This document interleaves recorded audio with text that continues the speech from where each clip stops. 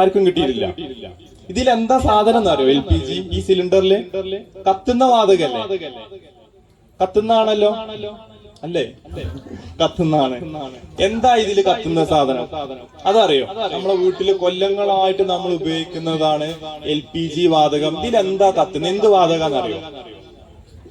ആർക്കെങ്കിലും പറയാൻ പറ്റുമോ ഇതിലെന്താ സാധനം? എന്താണ്? എന്ത് കെമിക്കലാണ് നമ്മൾ ഈ സിലിണ്ടറിലുള്ളത്? ലിക്വിഫൈഡ് പെട്രോളിയം ഗ്യാസ് ആണ്. അതല്ലേ LPG, ലിക്വിഫൈഡ് പെട്രോളിയം ഗ്യാസ്. എന്താവും അതിന്റെ ഉള്ളില്? ബ്യൂട്ടൈനും പ്രൊപ്പൈനും. ഞാൻ ഈ സമയം കാണുന്നില്ല. ബ്യൂട്ടൈനും പ്രൊപ്പൈനും രണ്ടും ഹൈലി ഫ്ലെയിമബിൾ ആണ്. അപ്പൊ ഇത് എങ്ങനെയാണ് അപകടം സംഭവിക്കുന്നത്? അപ്പൊ പലപ്പോഴും പത്രത്തിലൊക്കെ കാണാം LPG പൊട്ടിത്തെറിച്ചു എന്ന് പറഞ്ഞ കേൾക്കല്ലേ വീട്ടിലൊക്കെ? ഗ്യാസ് ചോർന്ന് അല്ലെങ്കിൽ സിലിണ്ടർ പൊട്ടിത്തെറിച്ചു. അപ്പൊ രണ്ട് രീതിയിൽ ഈ LPG പൊട്ടിത്തെറിക്കും. രണ്ട് രീതിയിൽ LPG അപകടമുണ്ട്. ഒന്ന്, രാവിലെ എണീറ്റപ്പോ റൂമിൽ നല്ല സ്മെല്ല്. എന്താവും അതിന്റെ അർത്ഥം? ഗ്യാസ് ലീക്ക് ആയിട്ടുണ്ട്, നല്ല സ്മെല്ലുണ്ട്. ശരിക്കും ഈ ബ്യൂട്ടൈനും പ്രൊപ്പൈനും സ്മെല്ലില്ല കേട്ടോ. രാസപരമായിട്ട് ഈ ബ്യൂട്ടൈനും പ്രൊപ്പൈനും എന്ന് പറഞ്ഞ വാതകത്തിന് സ്മെല്ലില്ല. പിന്നെ നമ്മളെ ഗാർഹിക സുരക്ഷയ്ക്ക് വേണ്ടിയിട്ട് ഈഥൈൽ മെർകാപ്റ്റിൻ എന്ന് പറഞ്ഞിട്ട് ഒരു സാധനം, ഒരു കെമിക്കല് ചേർത്ത് വരിക.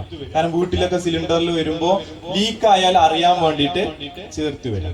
ഇനി ഇത് ലീക്ക് ആയാല് നമ്മൾ കാണും. കളർ ഉണ്ടോ ഈ വാതകത്തിന്? ബ്യൂട്ടൈനും പ്രൊപ്പൈനും ഇല്ല, കളറും ഇല്ല. ഇനി വെയിറ്റോ? ഇത് ചോർന്ന് കഴിഞ്ഞാൽ താഴോട്ടാ മേലോട്ടാ പോവാ? താഴോട്ട്.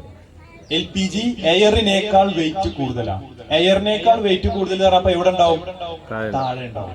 അപ്പൊ നമ്മൾ പല ആളുകളുടെയും ധാരണ ഗ്യാസ് ലീക്കായി എങ്ങടാ പോവാ? മേലക്കാ പോവാ. മേലക്കല്ല. അത് എവിടെ കാണണം? നമ്മൾ നിൽക്കുന്ന ഭാഗത്തൊക്കെ ഇങ്ങനെ അടിയില് തളം കെട്ടി നിൽക്കും. അപ്പൊ ഈ പറഞ്ഞ കാര്യങ്ങളൊക്കെ ശ്രദ്ധിക്കുക. ഇനി വീട്ടിൽ നന്നായിട്ട് ലീക്കായി, നമ്മൾ രാവിലെ കിച്ചൺ ഡോർ വന്നപ്പോ നല്ല സ്മെല്ല് വരാം. എന്താ ഫസ്റ്റ് പ്രിക്കോഷൻ ചെയ്യേണ്ടത്? ജനാല് തുറന്നിടുക. എന്തൊക്കെ നിങ്ങൾക്ക് അറിയാം ഐഡിയാസ്? ആ ജനവാതിലുകളൊക്കെ തുറന്നിടണം. എന്തിനാ തുറന്നിടുന്നത്? ഗ്യാസ് പുറത്തു പോവാം. അപ്പൊ വെന്റിലേഷൻ ക്ലിയർ ആക്കണം. അപ്പൊ ഈ സമയം തന്നെ ഇത് എവിടുന്ന ലീക്ക് വരുന്നെന്ന് മനസ്സിലാവണ്ടേ? ആദ്യം തന്നെ നമ്മൾ എന്ത് ചെയ്യുന്നു? ലീക്ക് എവിടുന്നാ വരുന്നെന്ന് മനസ്സിലാക്കുക. ലീക്ക് വരുന്ന ചിലപ്പോ റെഗുലേറ്റർ നോക്കുക. റെഗുലേറ്റർ ഓൺ ആയി കിടക്കുകയാണെങ്കിൽ വേഗം പോയിട്ട് എന്ത് ചെയ്യാം? റെഗുലേറ്റർ ഓഫ് ആക്കുക. റെഗുലേറ്റർ ഓഫ് ആക്കിയിട്ടും ലീക്ക് വരികയാണെങ്കിൽ നമ്മൾ റെഗുലേറ്റർ എന്ത് ചെയ്യണം? അതിമന്ന് എടുക്കുക. റെഗുലേറ്റർ എടുക്കുക. എടുക്കുന്ന സമയത്ത് ചിലപ്പോ ഒരു പക്ഷെ ലീക്ക് ഓഫ് ആവാം. എന്നിട്ടും എടുത്തിട്ട് കഴിഞ്ഞിട്ടും അതിന്റെ ഉള്ളിൽ നിന്ന്, സിലിണ്ടറിന്റെ ഉള്ളിൽ നിന്ന് ലീക്ക് വരികയാണെങ്കിൽ നമ്മൾ ആ വൈറ്റ് അടപ്പില്ല, അതിന്റെ താഴെ നമ്മൾ തുറക്കണം. അതിട്ട് അടച്ചിട്ട് വേഗം എന്ത് ചെയ്യാം? പുറത്തു കൊണ്ടുപോയിട്ട് സേഫ് ആക്കിയിട്ട് അവിടെ വെക്കാം. ഇതാണ് നമുക്ക് ചെയ്യേണ്ട ഫസ്റ്റ് എയ്ഡ്. മനസ്സിലായല്ലോ? അപ്പൊ അതുകൊണ്ട് നമ്മൾ സേഫ് ആയോ? ഇല്ല. നമ്മളെ റൂമിന് കുറെ ഗ്യാസ് കിടക്കുന്നുണ്ട്. അപ്പൊ അതെന്തെങ്കിലും ചെയ്യണ്ടേ? നമ്മുടെ റൂമിലുള്ള ഗ്യാസ് വേഗം നിങ്ങൾ പറഞ്ഞ പോലെ ഡോറൊക്കെ ഓപ്പൺ ആക്കുക. Ventilation clear. അപ്പൊ ഈ വെന്റിലേഷൻ ക്ലിയർ ചെയ്യുമ്പോൾ പ്രത്യേകം ശ്രദ്ധിക്കണം.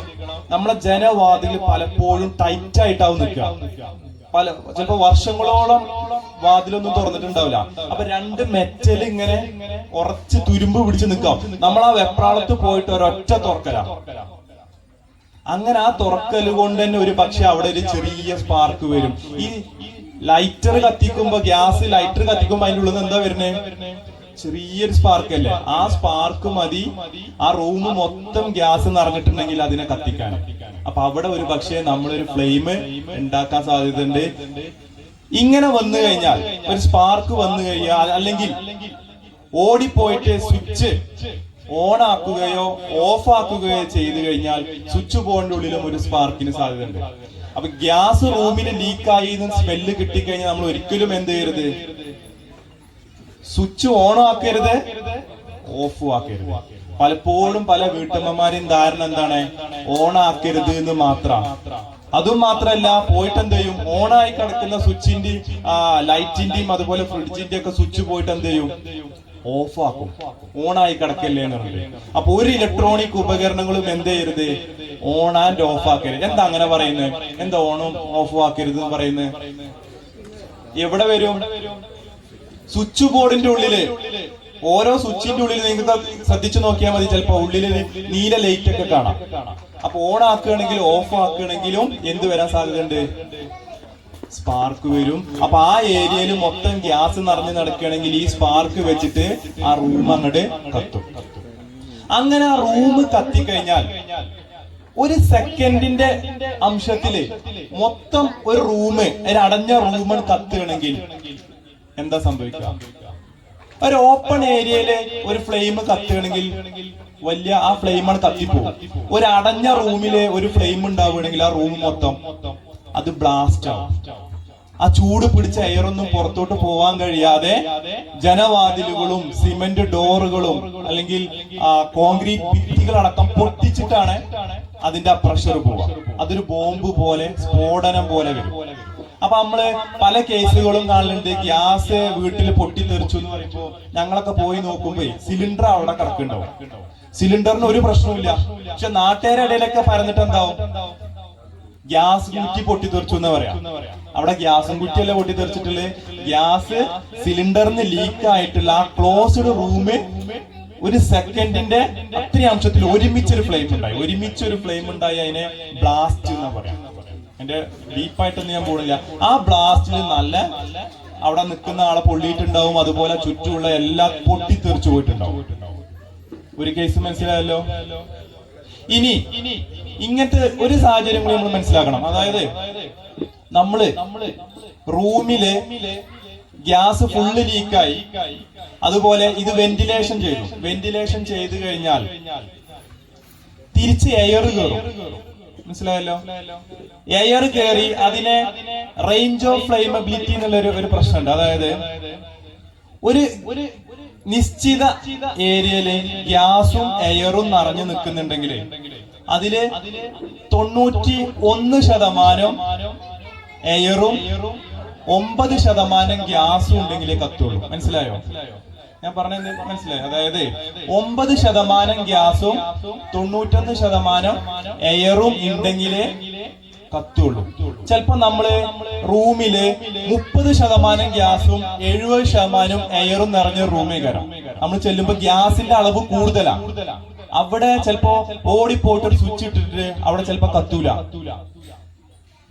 നമ്മൾ ഡോറൊക്കെ തുറന്നിടുമ്പോ എന്താവും? കുറെ ഗ്യാസ് പുറത്തോട്ട് പോവും, കുറെ എയർ കയറും. അപ്പൊ ഞാൻ പറഞ്ഞ റേഷ്യോയിലെത്തും. മനസ്സിലായോ?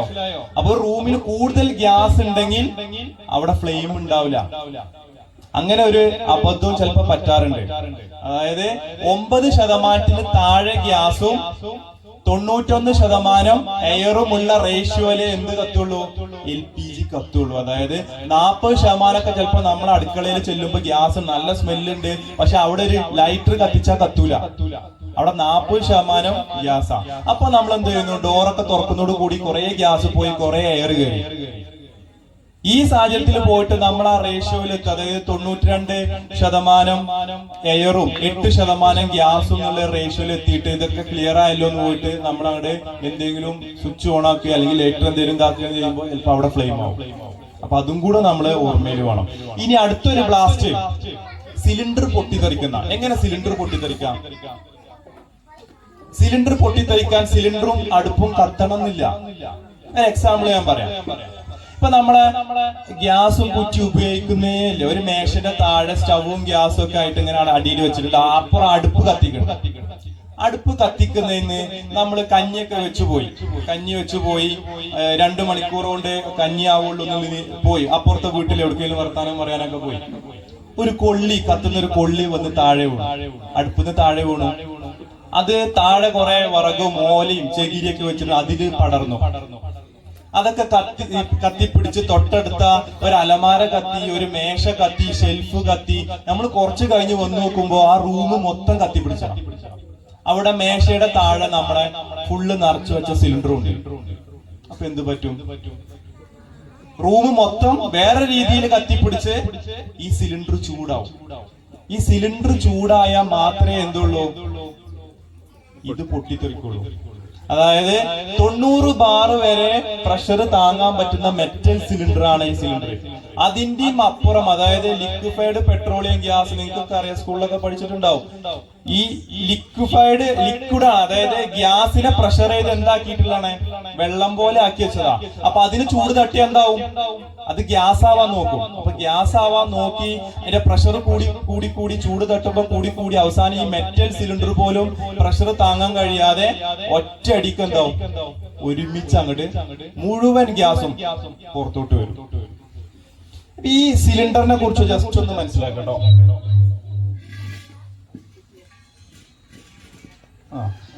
ഇതിപ്പോ നമ്മുടെ വീട്ടിൽ വരുന്ന സിലിണ്ടർ അല്ലേ, എല്ലാവരുടെ വീട്ടിലും ഈ ടൈപ്പ് സിലിണ്ടറാണ്. അപ്പൊ ഇത് നമ്മളൊരു വ്യക്തത ഈ സിലിണ്ടറുമായിട്ട് നമുക്കൊരു ബോധമാണ്. ഇത് എത്ര കിലോ LPG ഉണ്ടാവും നിങ്ങളടുത്ത്?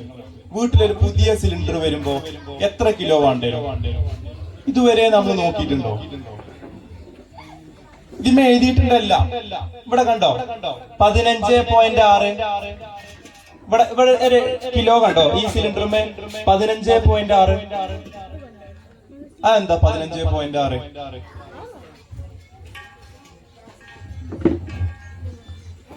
പിന്നെ ഇവിടെ കണ്ടോ 14.2.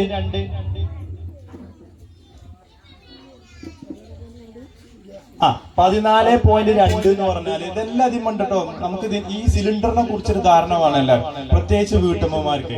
14.2 എന്ന് പറഞ്ഞാൽ ഇതിലുള്ള ഗ്യാസിന്റെ കിലോ ആണ് കേട്ടോ.